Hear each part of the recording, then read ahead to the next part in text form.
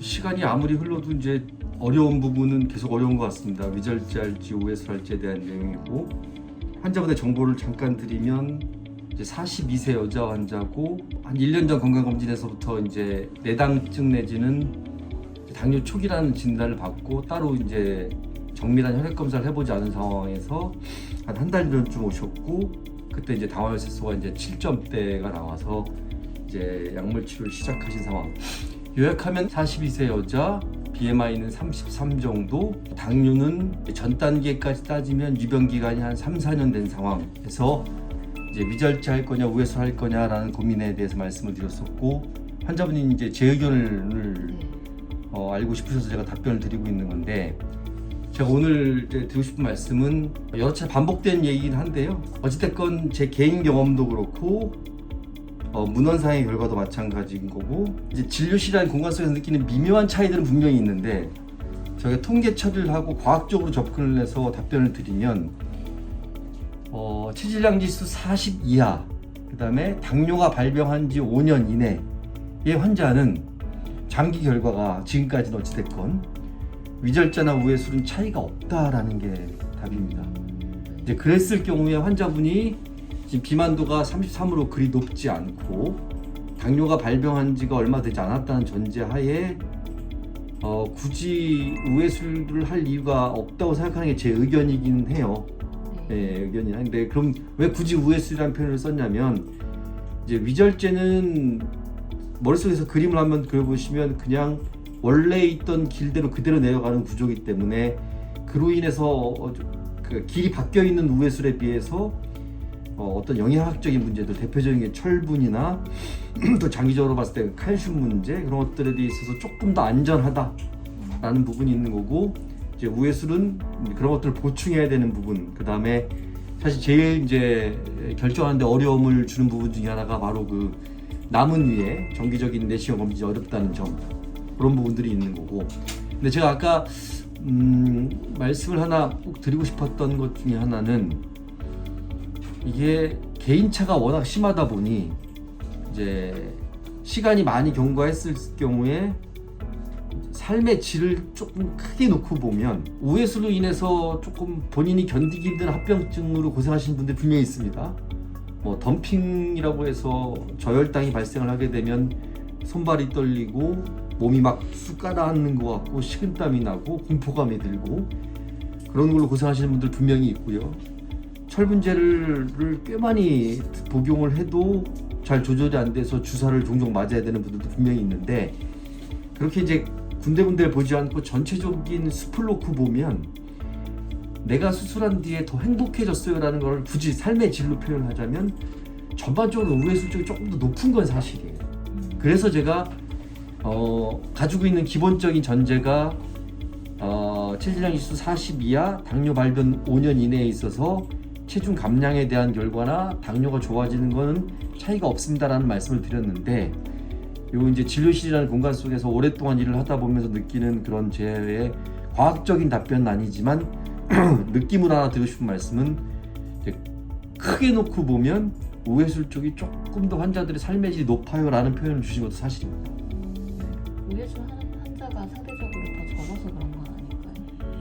그런 것보다는 어려운 질문을 주셨는데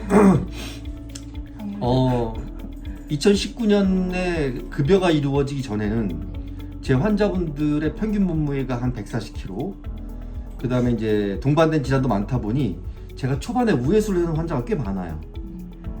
그러다 보니까 이제 그 환자들이 쌓여 있어서, 네, 우회수 환자들은 비교적 그래도 위절제 환자에 비해서 외래 추적이 좀 잦은 편이고 외래 추적을 오시는 편이거든요.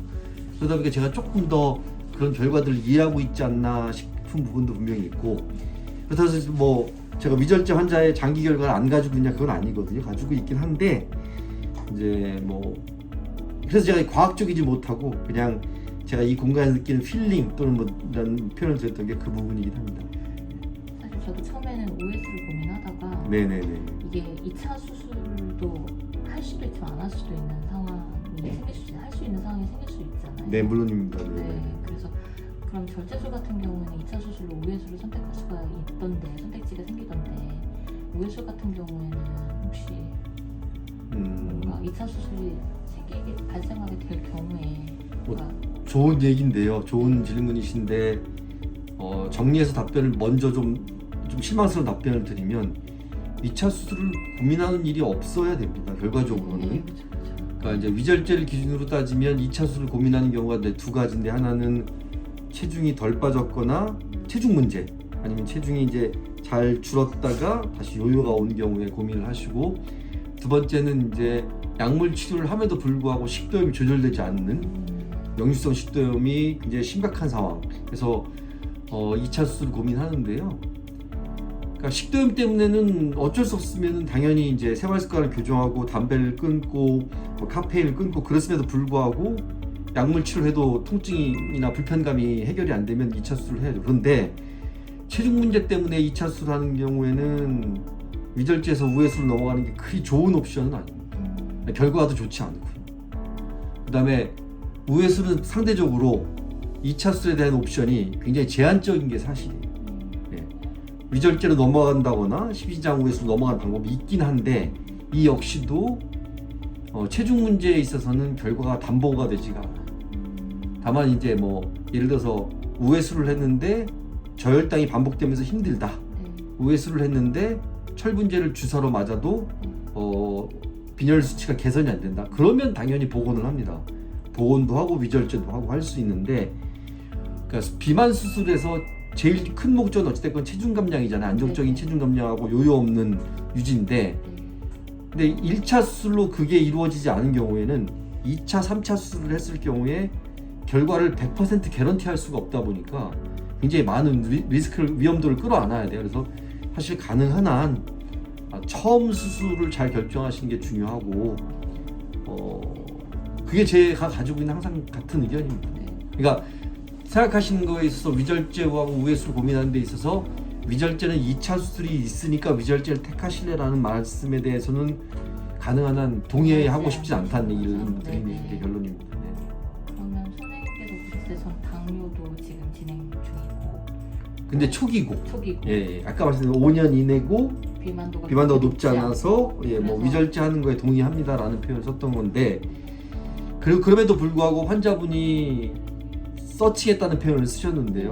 뭐 여러 걸 찾아보시고 또 주변 사람의 의견을 듣고 했는데 내가 제가 모르는 환자분의 생활 습관이 있을 거 아니에요. 그런 것들을 고민해봤을 때 나는 그냥 우회수이 맞을 것 같아. 그러면 제가 우회수 하는 거에 동의를 합니다. 다만 환자분이 꼭 남은 위에 대한 정기적인 내시경이 어렵다는 사실을 인지해 주신 상태에서라면 동의할 수 있습니다.